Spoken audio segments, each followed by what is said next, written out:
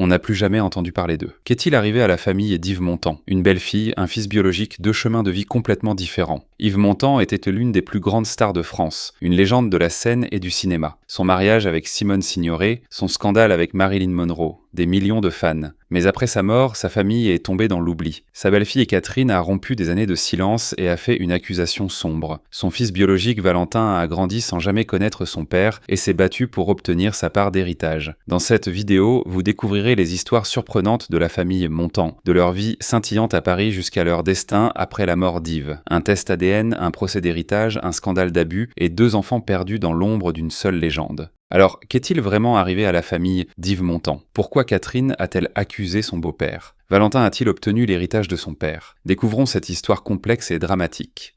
Numéro 2. Catherine Allégret, belle fille, née le 16 avril 1946 à Paris. Catherine était la fille du premier mariage de Simone Signoret. Son père, Yves Allégret, un réalisateur célèbre de l'époque. Simone était alors une jeune actrice, au début de sa carrière. Quand Catherine est née, Simone n'avait que 25 ans. Mais quand ses parents ont divorcé, Catherine était encore petite, peut-être 4 à 5 ans. En 1951, sa mère Simone a épousé Yves Montand. Ce mariage a été un grand événement en France, deux stars, un mariage. Catherine et Catherine avaient alors 5 ans. Yves est devenu son beau-père. Les premières années semblaient belles. Yves traitait bien Catherine, l'aimait comme sa propre fille. Ils allaient en pique-nique le dimanche, jouaient ensemble. Simone était heureuse. « Nous sommes enfin devenus une famille parfaite », disait-elle à ses amis. Mais la réalité n'était pas si parfaite. En grandissant, la relation de Catherine avec Yves a changé. Yves était très occupé.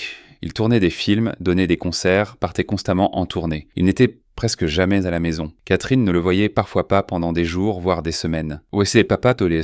demandait-elle à sa mère Simone. « Il travaille, ma chérie », répondait Simone, mais il y avait de la tristesse dans ses yeux. Elle était seule aussi. Pire encore, en 1960, le scandale Marilyn Monroe a éclaté. Yves et Marilyn jouaient ensemble à Hollywood dans Let's Make Love. Et en coulisses, ils sont vraiment tombés amoureux. Marilyn était alors la femme la plus célèbre du monde. Yves fondait devant elle. Des photos de plateau ont fuité. Pose intime, sourire, regard. Les médias sont devenus fous. Yves Montand et Marilyn Monroe vivent-ils une romance? Les titres étaient traités partout. À Paris, Simone était dévastée. Elle restait à la maison en larmes. Catherine, 14 ans, a vu la douleur de sa mère et n'a jamais vraiment pardonné à Yves. Comment peut-il faire ça? Pensait-elle. Comment peut-il trahir maman, nous trahir? Quand Yves est revenu d'Amérique, Simone lui a pardonné, ou a essayé de pardonner. Mais Catherine n'a jamais oublié. À l'adolescence, au milieu des années 1960, Catherine a décidé de devenir actrice. Elle voulait suivre les traces de sa mère et de son beau-père. Peut-être pourrait-elle être plus proche d'eux dans leur monde. Peut-être pourrait-elle se prouver. Elle a joué dans ses premiers films. Petit rôle, mais un début. Elle était talentueuse.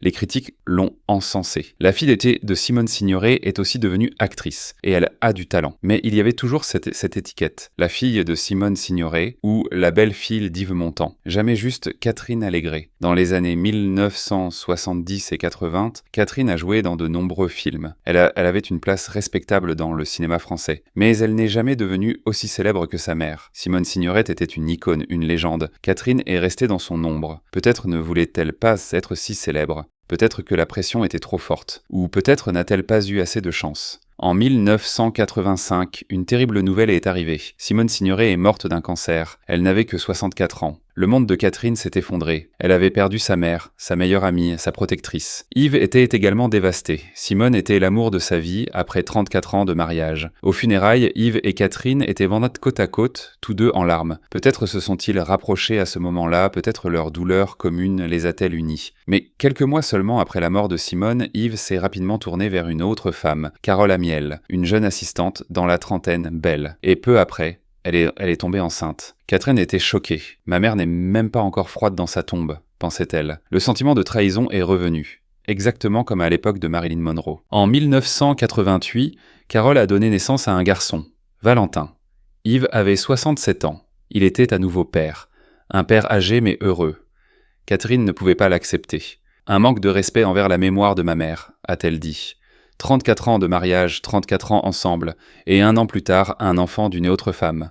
La relation entre Catherine et Yves s'est complètement rompue. Ils ne se parlaient plus, ils ne se voyaient plus. Même au repas de famille, Catherine n'était pas là. Quand Yves est mort d'une crise cardiaque en 1991, Catherine était aux funérailles, mais silencieuse, distante au fond. A-t-elle pleuré? Peut-être. Mais il y avait aussi de la colère en elle. Mais le vrai choc était le testament. Yves avait laissé la majeure partie de sa fortune, maison, voiture, compte, droit, à Carole et au petit Valentin. Il avait laissé très peu à Catherine, presque symbolique. Catherine était en colère, déçue. J'ai été dans sa vie pendant 40 ans, j'étais sa famille, mais je n'ai rien reçu. Cet enfant a 3 ans, mais il a tout eu. Les années ont passé. Catherine Apran a porté sa douleur en elle. Mais en 2004, elle a pris une décision. Elle allait parler. Elle a écrit un livre, Un monde à l'envers. Dans le livre, elle a raconté son enfance, sa relation avec Yves, ses douleurs, sa solitude, et entre les pages, elle a révélé quelque chose de beaucoup plus sombre. Elle a affirmé qu'Yves avait abusé d'elle sexuellement quand elle était enfant. Adolescente. Elle n'a pas donné de détails, mais l'implication était très claire. Le scandale était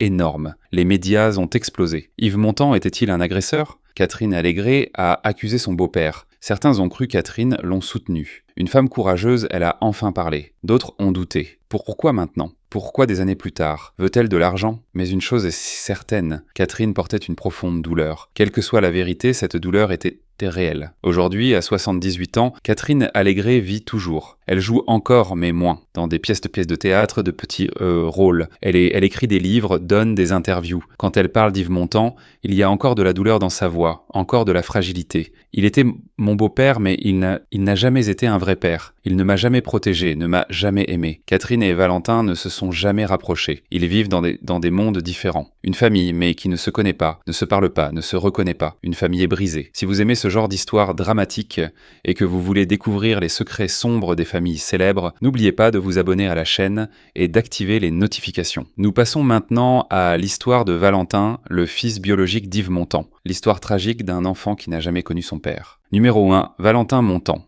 Né le 17 février 1988, Valentin était le seul enfant biologique d'Yves Montand. Sa mère, Carole Amiel, la dernière partenaire d'Yves, d'abord son assistante, puis sa petite amie, puis de la fois la mère de son fils. Yves avait alors 67 ans. La plupart des gens seraient grands-parents à cet âge, seraient à la retraite, se reposeraient. Mais Yves redevenait père. Quand Valentin est né, les médias étaient stupéfaits. Yves Montand devient père à 67 ans. Les titres étaient partout. Certains ont trouvé cela romantique. L'amour n'a pas d'âge dans des clichés. D'autres ont critiqué. Avoir un enfant à 67 ans, d'autres ont eu pitié. Pauvre enfant, son père sera mort quand il sera encore jeune. Mais Yves était heureux, vraiment heureux. Le plus grand cadeau de ma vie, a-t-il dit au journaliste. Valentin m'a donné une nouvelle vie. Le petit Valentin n'a pu passer que 3 ans avec son père. 3 ans. Si court, si insuffisant. Yves était fatigué, vieux, sa santé déclinait. Il avait des problèmes cardiaques, les médecins l'avaient averti. Vous devez vous reposer, monsieur Montand, ralentir. Mais Yves n'écoutait pas. Il tournait encore des films, donnait encore des concerts. Mais maintenant, quand il rentrait à la maison, le petit Valentin était là. Il le prenait dans ses bras, chantait des chansons, jouait avec des jouets. « Mon petit », disait-il. Carole prenait des photos. Père et fils, ensemble, heureux. Le 9 novembre 1991, Yves Montand est mort d'une crise cardiaque, dans sa maison de Sénillac, silencieusement, dans les bras de Carole. Valentin n'avait que 3 ans, jouait avec des jouets dans le salon. « Maman, où est papa ?» Carole a répondu en larmes. « Papa est parti, chérie. » Valentin avait perdu son père, mais ne l'avait jamais vraiment connu. Pas de souvenirs, ou très flous. Être pris dans les bras, une voix, une odeur, mais rien de clair. Seules les photos restaient, les vidéos restaient. Carole les gardait pour qu'il connaisse son père. Les funérailles ont eu lieu à Paris, au cimetière du Père-Lachaise. Des milliers de personnes sont venues, célébrités, fans, journalistes. Catherine Allégret était là au fond. Carole et le petit Valentin étaient au premier rang. 2 femmes, un mort, une famille, mais étrangères l'une à l'autre. Carole a élevé Valentin seule. C'était très difficile. Les médias ne les ont pas laissés tranquilles. Les paparazzis les suivaient pour prendre des photos. L'étiquette fils d'Yves Montand a toujours suivi Valentin. Quand il allait à l'école, ses camarades le savaient, ses professeurs le savaient. Tu es le fils d'Yves Montand. Valentin voulait juste être un enfant normal, mais ne pouvait pas. En 1996, une femme a affirmé que sa fille était l'enfant d'Yves. Elle est allée au tribunal, a demandé un test ADN. Carole s'est opposée. Yves est mort, laissez-le tranquille. Mais le tribunal a accepté.